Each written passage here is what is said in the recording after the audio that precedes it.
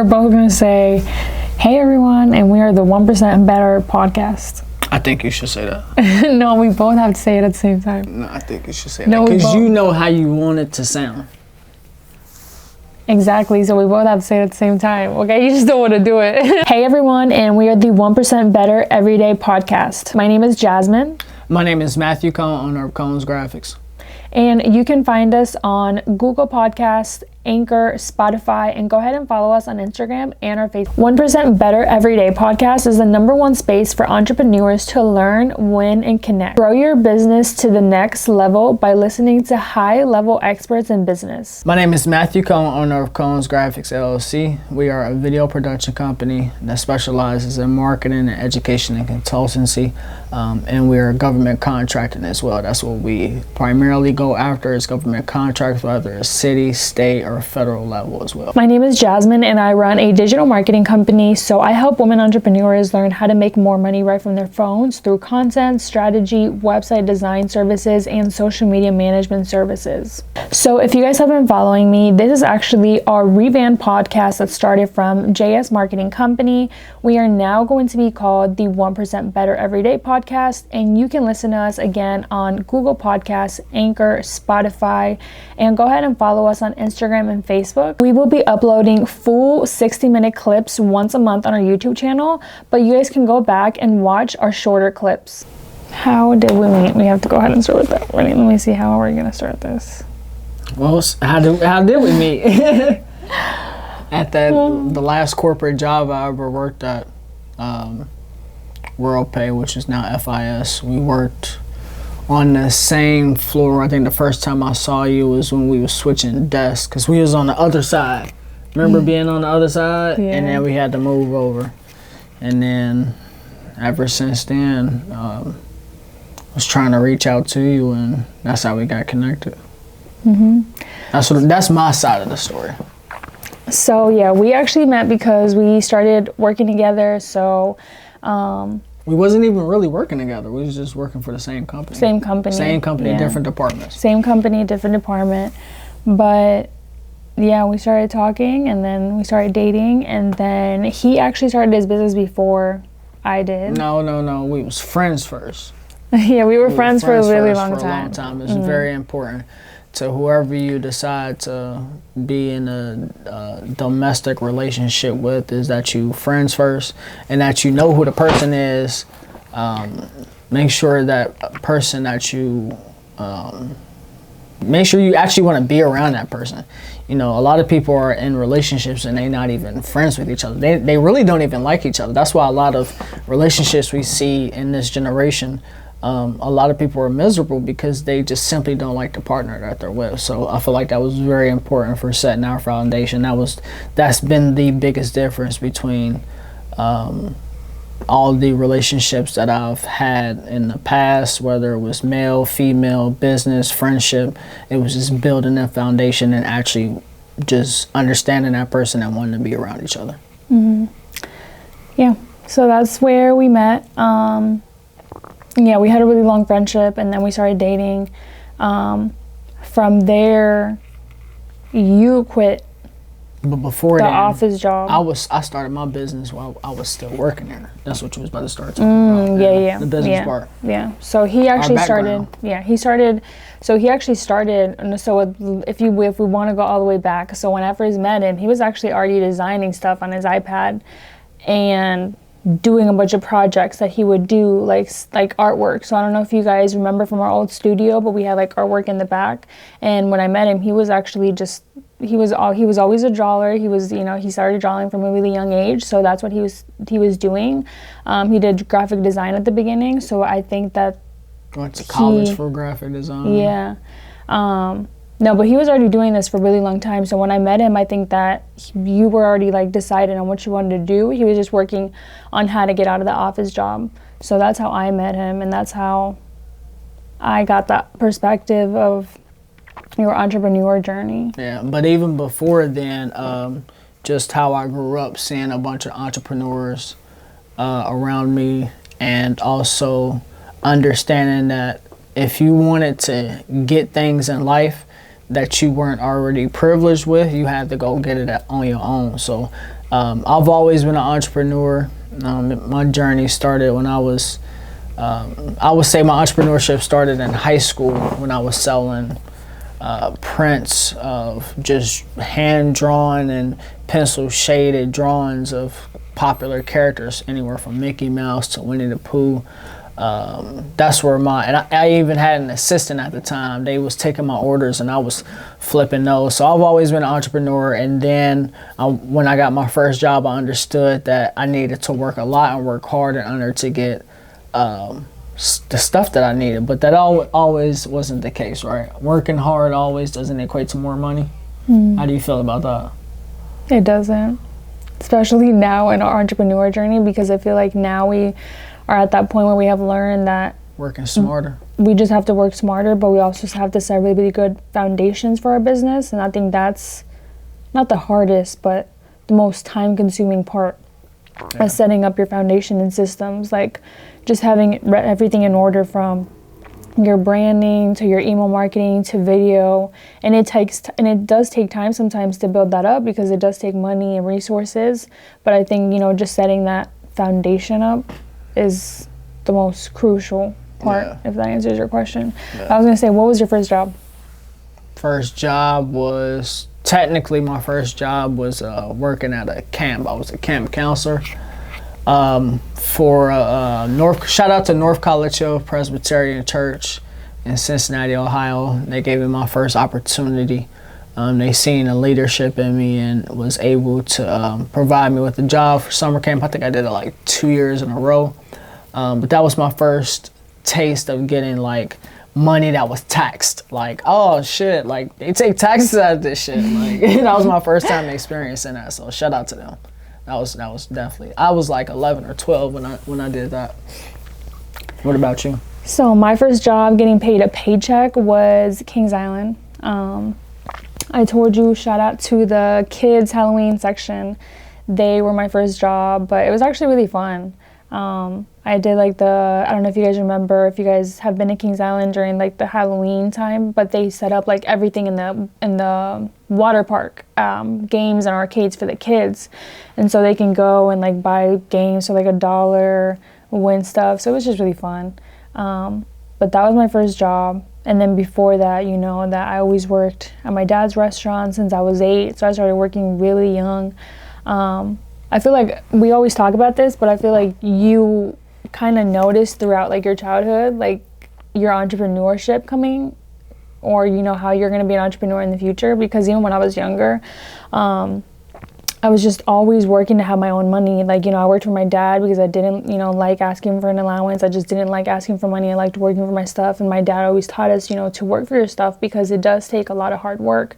My parents, my mom came from like a really, really poor, background. So she really, really just stressed the importance of, just because we have this doesn't mean we're going to have it tomorrow. So we just really had to, learn how to work for ourselves. And even before that, I was doing like lemonade stands, and then what else? Garage sales. But yeah, that was my first job aspect. Yeah, we used to steal candy out of like Dollar General, Family Dollar, and then take it to school and sell it in our lockers. We did that, and that was like I said, that was one thing. It was, if you wanted some money and you wanted to go get some shoes or get some nice shit for yourself, you had to go. In the neighborhood that I grew up in, there was no handouts. Like, you had to go get that for yourself. But speaking of our background and how to believe our 9 to 5, I would definitely take that into just my lifelong journey of me being a creative. But when I graduated high school, I went to college for 2 years for graphic design, so I knew that area. I was like, all right, I want to do this for the rest of my life. I don't know what area of graphic design, but I know I just want to be designing some shit for the rest of my life, which I'm more than likely will be designing shit for the rest of my life. That's never going to stop. And then I worked at a bank, that was my 4-year experience of going to like a university and being on campus. It was real life. Like, I learned about credit. I learned about loans. I learned about equity. I learned about, and I talked to a lot of business owners, and that's where it clicked for me. So I had the knowledge of my creativity and what to do with it, plus the knowledge of me working in the real world of how this actually works. And then shout out to UC for doing my 1 year of business administration. And I was like, yeah, I don't need this. Dropped out. Dropped out real quick. It only took me 1 year to realize, like, all right, I know what the hell I'm doing. For real. Because they don't teach you real life circumstances in college. Not at all. But that's my background and how I became my entrepreneur. Or my journey into entrepreneurship. What about yours? I was gonna say you kind of skipped some steps, like what? during the pandemic. We didn't get to that part yet. Full time. Okay. It's a difference between being an entrepreneur and being a full time entrepreneur. We ain't got there yet. We just gonna take it baby steps to how we actually knew we wanted to be Entrepreneur. Yeah, for sure. Okay. So yeah, after my first job, I always worked other jobs. I always worked as a hostess. Always worked 2 to 3 jobs. 9 minutes. Okay. Yeah, but I always worked 2 to 3 jobs at a time. Just in restaurants, just because that was like my main thing that I had already known for so many years. And then I didn't start learning about credit until I started working on Macy's customer service. So I know a lot of people work there. So shout out to anybody that worked there. But you guys know, especially when you're growing up, I think in a Hispanic, you guys know, in a Hispanic family, you guys know that we don't really talk about credit enough, or we just don't talk about money because even our parents don't know much about it yet. And so that's something that I even talk to him all the time, is that some of the stuff I didn't learn until I was in my 20s, so maybe 19, 20, when I was working at Macy's. And then from there, that's when I really started working on my credit, and even started learning what credit cards were and how they worked. So Macy's really, really was a job that taught me a lot. So I'm really thankful that I did get to work there. And then from there, I started working at FIS, which was where we met. And then again, I just learned so much from. What were you doing then? That's important. Don't skip that. What were you doing then at FIS? Oh yeah, I was getting there. So at FIS, I was learning about bankruptcy. I was learning about cease and desist. I was learning about the laws in different states. Like in Macy's, we learned about it from a collection standpoint, but we didn't learn about it from like the bankruptcy, just the different stuff within banking and credit cards. But yeah, FIS was just really helpful for me to learn more about not even just credit alone, but just the fundamentals of a business, just because I learned a lot within it. Like I think he was part of that group. What was that group that you were a part of for the office?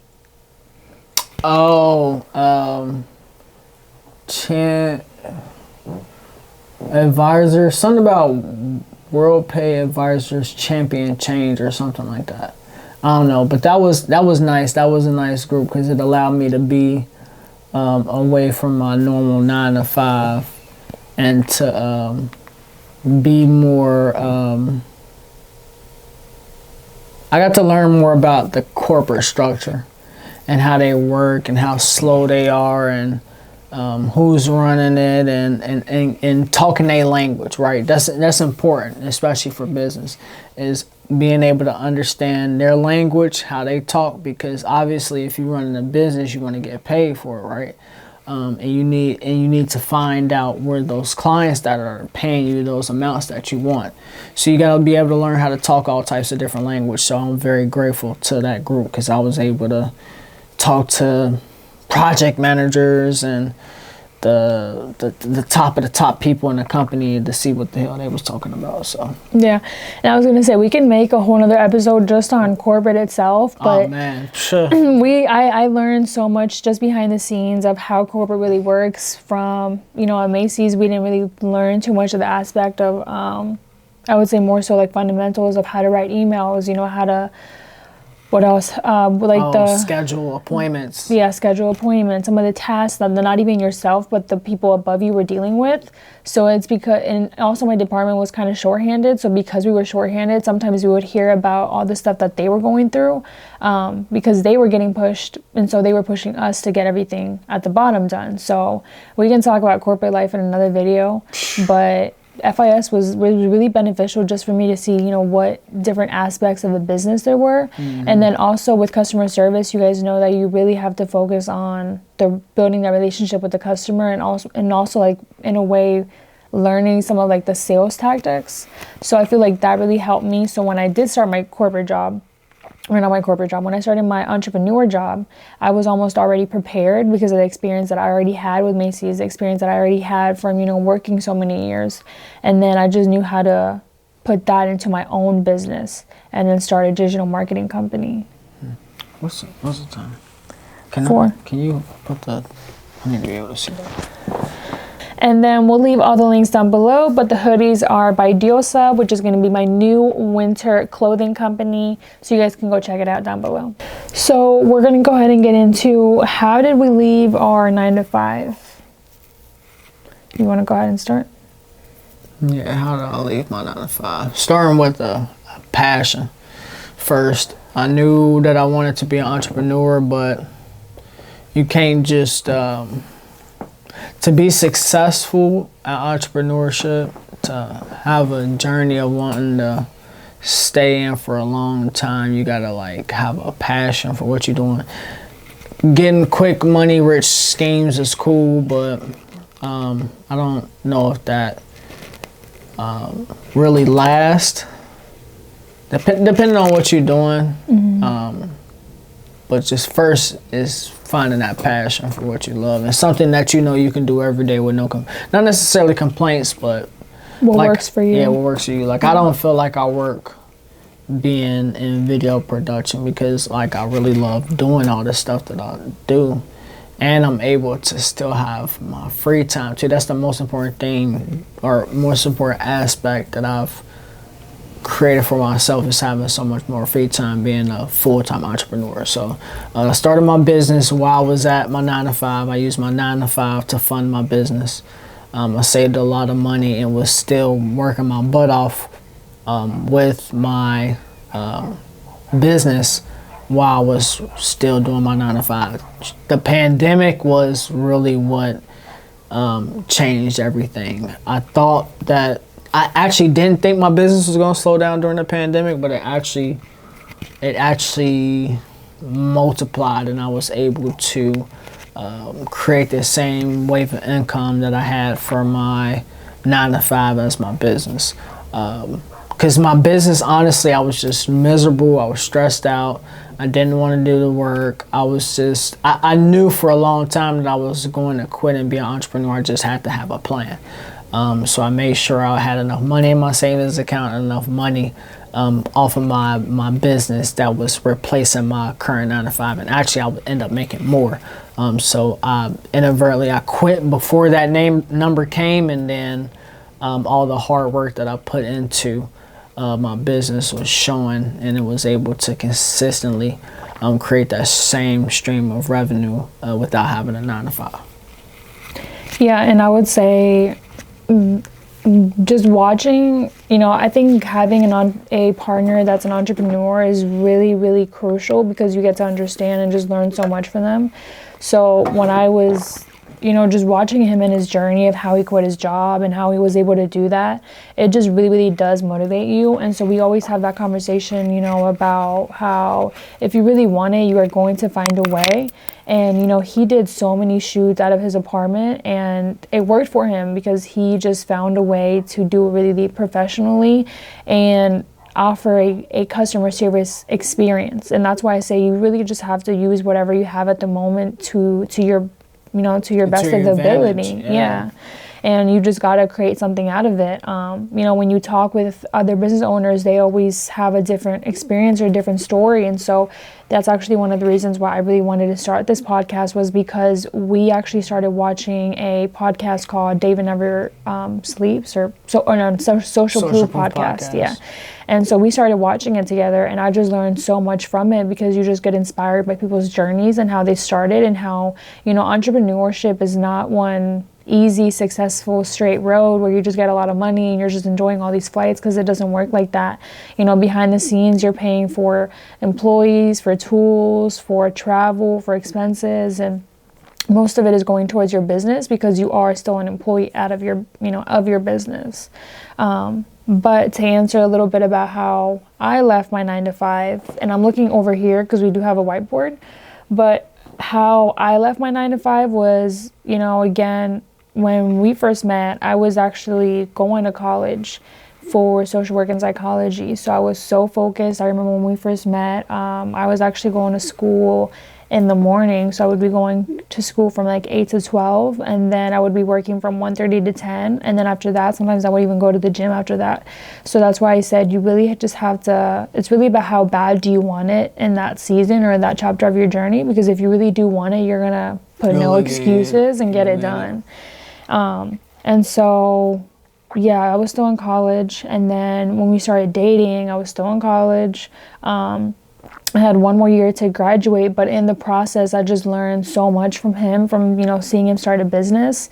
And he even encouraged me like a long time ago, before I even started my business, to really start a business for, just translation services, because that is a very, very high need area, especially for people that need help with English or need help with Spanish translations. So that's a little bit about how I started. I had a lot of connections through my organization already, so that's how I was able to even secure my first client. And then from there, so let me backtrack a little bit, but I was actually still in college, and then I want to say a year after we started dating is when I first started my business, and that was when I started my translations company. Like I said, I actually got my first client from some of the connections that I already had from my nonprofit organization that I started 5 years ago. And I do have another video down below. I'll link it down below if you guys want to learn about how I started that. But from there, I got my first client. I provided some translation services for her. She recommended me, and I got my second client. And then people started asking me if I did, graphic design or Canva or post or, website services.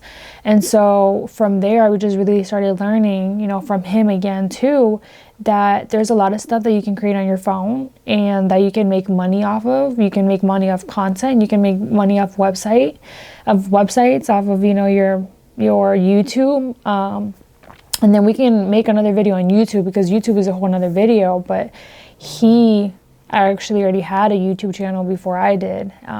But going back to the story, I did start a YouTube channel. I got everything, in place for my business. And then in the fall of 2021, again, I was still going to school. I was still working that corporate job. I was just working from home, because they did send us home during the pandemic. And then in that fall of 2021 is when I pivoted and I changed my company to a social media marketing company, because I found myself doing more services in social media and, on Canva. Yeah, because I was really, really good at it and I liked it. So people just, kept booking me for that. And then I want to say my second month that I pivoted, I made $2,000 off my business, and I was making almost the same as the office. And so that's when I quit. And then that's when I quit, and I used my stimulus check that I got. I just saved it, and I never used it. And I just said, if it doesn't work out, I have something to fall back on. And luckily that never happened. But you do need some money saved up. That's definitely a big, big tip. I know you had a good amount saved up. I had a good amount saved up before I quit. It was very, very helpful. And you just never know what's going to happen too. You got to make sure you do your due diligence with keeping track of everything as a business owner, just to make sure you cover your butt and just to make sure you can predict the future of your business, because that's the way we make money, right? That's the easiest way we make money, is predictable income. Being able to have a set amount guaranteed that's going to come to your business, that makes sure you can move on to the next day. Because a lot of people don't understand that being a business owner, you do like 5 different job roles as a business owner. Unlike the normal, unlike a normal 9 to 5, you come in, you already got your desk made. They got the programs already up, ready, uploaded for you. All you got to do is log in, do your work, and log back out. As a business owner, we got to log in, log out, go here, go there. We get. We're a social media manager. We're a project manager. Yes, we're a videographer. service. When you're working in an office, you're working that one role, and when you're a CEO or an entrepreneur, you're working every single role in a company. So just imagine you going to your office job and you working every single position in that company. So it is a lot, but. No disrespect to the 9 to 5ers, because I was there. I was in one job role, and I did a lot of different things in that job role. But it's 2 different animals. It's 2 different beasts. And the people that last long in business we're just different type of animals. We're different type of beast. It's an exclusive club to be a successful entrepreneur. Not a lot of people can say that they are successful entrepreneurs, and it feels good to be able to say that we are successful entrepreneurs. Yeah. And I mean, like I said, it doesn't take one night to the next. It does take a long time. So just to touch back on a little bit, when I actually graduated, I loved what I started so much from my digital marketing company that I don't see myself ever using my degree, to be honest. That's a lie. I feel like you use your degree every day. I feel like what you learned in college, you use every day. Okay, you're right. So I actually went to college for social work and psychology, and I feel like I did learn a lot from psychology. That was really, really helpful. I think psychology was just my favorite class overall, because I think everybody needs to take a psychology class. You just learn so much self-awareness, and you just learn so many, and that's another episode we can get into, mental health, and just so much stuff that you don't learn when you grow up. That, I learned, for example, a lot of stuff about mental health in college that I had to relate back to my family, because my family didn't know about it. Speaking of college, is it for everyone? No, it's not for everyone. Why is that? It's not. I think that it's for the people that are going to use it to their advantage in the correct way, because I know so many people that went to college, and that it's not that they're not necessarily using their degree, but they know that they could have used that money to a better cause or a better thing. So I think it's just what you do with it, because like you said, I use my degree, I feel like, a lot every day, because I do say, in marketing, that if you don't understand yourself as a person, then your business really has no foundation. You do have to understand, what do you want as a person first, what do you need as a person, your lifestyle, your business, your routine, what the habits that you do every day, or else it just doesn't correlate with the business, and it just doesn't, you need to be well yourself to take care of yourself and take care of a business and take care of anybody else. But going back to the point, I think that, again, it just depends on the person. If they take the information, are they going to learn from it? Are they going to put it to use? You can go to college, and I know he says all the time that it's really useful for connections. So you could have met somebody and used the connection, but I think it's just all about perspective. It's what you want to do in life.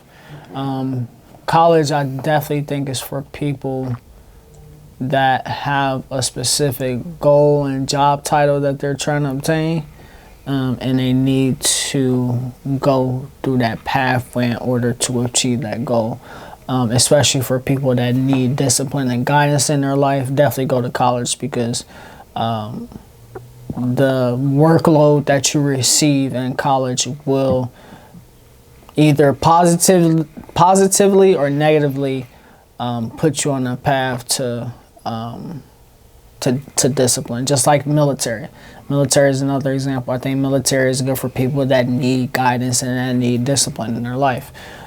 Especially depending on what type of personality they have, it's either going to be a positive effect or a negative effect on their life.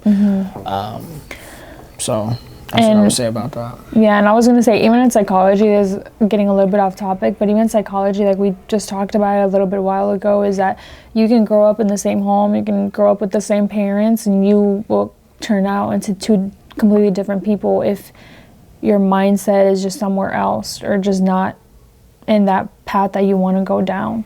So I think it's just all about perspective and what you do with it. Again, you know, I know some people that have been through the worst of the worst situations in life and they made the best out of it. And I know some of the people that have had the best things in life and they just are not happy because they're not doing what they want to do. So I think it's just all about perspective.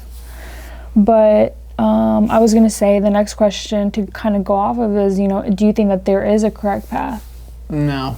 It just boils down to what type of person you are, and where do you want to be in life. And that's why I don't blame the people that went to college for 3, 4, 5, 6 years and don't use a degree, because they probably was like thinking this whole entire time, or either pressured by parents or pressured by people around them to do this in life, and then by the time they get done with it and they achieve other people's goals because they're trying to be a people pleaser, they realize that that's not them. So every path is different for sure. Yeah, I would say every path is different for sure. Looking back, like he said, I think if I could go back and not go to college, I wouldn't have. But at the same time, I don't know if things would have turned out the same. So I think everything happens for a reason in your life. I think everything teaches you something. You can learn something out of it. I don't think there is a correct path. Again, some people, don't go to college when they're young and then they decide to go to college when they're 40, 50. So I don't think it really matters. I think it just matters that you're doing something to make you happy. And that's, gonna make revenue for you if that's something that you desire. But it all comes down to, what is it that you want? And I think we can even make another podcast episode on, do you even know what your goals are? Do you even know what is it that you want out of life? I was actually watching that in the podcast earlier today when I was watching another episode, but Donnie was saying, have you ever even written down, like, what is it that you truly want in your life? A lot of people don't know. Contrary to the belief, a lot of people don't know their goals. A lot of people don't know what they want to do in the next 5 to 10 years. And a lot of people don't really care to know.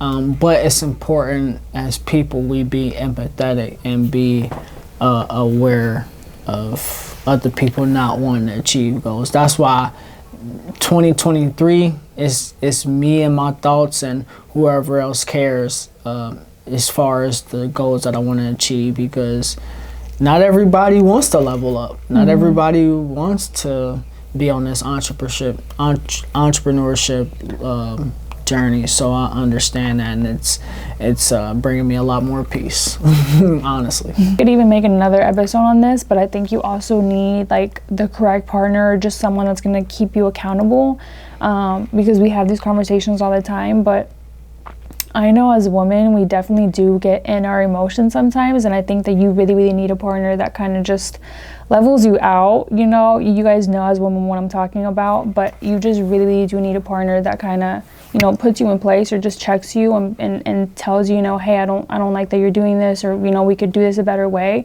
because it's just very, very helpful. Because sometimes you might not be noticing those things, and then when you get that outside perspective, you kind of see it make sense. So I think that's really, really important when it comes to anything in life, business, relationships, just making sure that you have people around you that keep you accountable for your actions. And then I was also going to add, we said, is there a correct path? I don't think so. Just going back to it again, everybody has a different path. So also don't look up to social media and think, just because they have all these followers, or just because they have this, they're probably making it, because that's not the case. We have even talked about it where we meet people, and this is no shade, but we just meet people that have, even in my experience, where I hear from podcasters where they even admit themselves, you know, we got to this many followers, but the money is not showing up, or, you know, the money is not as you guys think it is.